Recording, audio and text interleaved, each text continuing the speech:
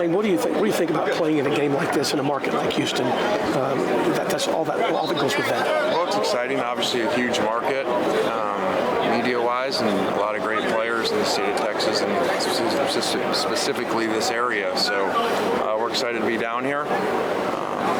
Our players have been really focused and have a really good opponent ready to play. Yeah, I know the season didn't end the way, the regular season didn't end the way you guys would have wanted. What do you see morale-wise? Does the team seem excited to be here?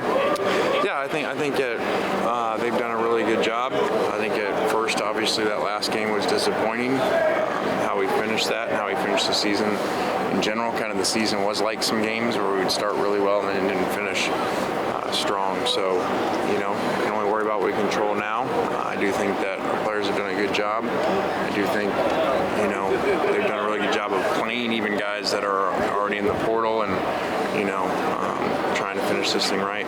So maybe for guys like Zach, this is kind of their backyard, getting to kind of play on the big stage Wednesday night.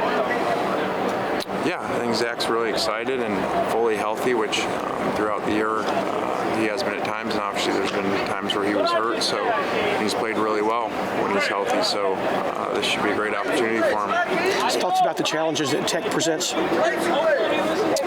think that, they're very multiple on defense and run around, play a lot of different things, and on offense, obviously, tempo, and people think, just because you play it that your defense is going to be good at it. Well, the analytics don't really show that.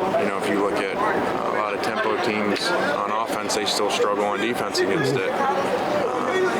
Just like basically their last game, Oklahoma, both sides. So we'll have our hands full in all areas. I know this is a period where you're kind of juggling a lot of things, bowl practice prep, and just kind of where recruiting is. I know you got 12 at the end of the day Wednesday. Just kind of the strategy moving forward and recruiting-wise once Wednesday comes and goes. Yeah, like I said, we have a plan, and so we don't get. Like I said, it's a weird press conference because it's a different day and a different time how things are, and so to sign 12 on that day, you've already seen significant portal players since then, and remember, we didn't lose as much as a lot of people did as far as significant players. I think in total our number would be at 20. So again, you got to know what you have versus just going out and signing 30 guys or something. But there's still no opt-outs as far as for this game? Yeah, that's what I was saying, being pleased with the team and guys even that are in the portal, potentially going to other places, still playing, and no one opting out. Dart told us he kind of talked with Luke and wanted him to kind of finish this out because he knew he entered the portal, but how have you kind of seen them work over these past few weeks?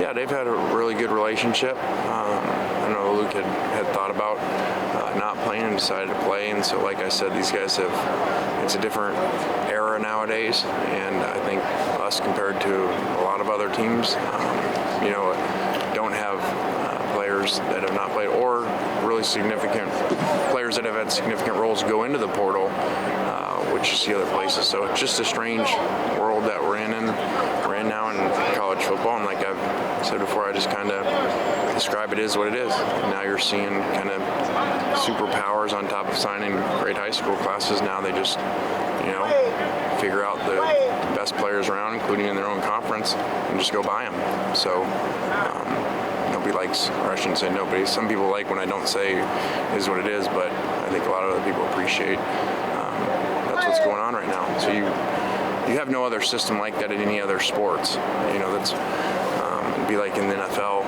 allowing people to, pick in the draft and then have no cap and they can just go buy players from other teams. Obviously, that doesn't happen in any other sport. So it's a good time to be a player. It's a good time to be a superpower. Coach, what does it say about your program, though?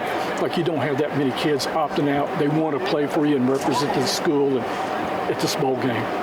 I think it says a lot for these players and them wanting to finish. Again, it's very easy not to play, to opt out, to go in the portal and not play because the season didn't end great. So I think that's really neat of these guys.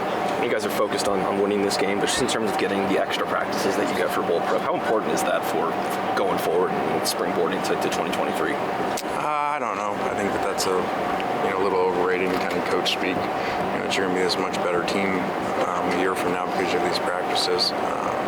So I don't think much of that happens, especially as much turnover as all the rosters have around the country.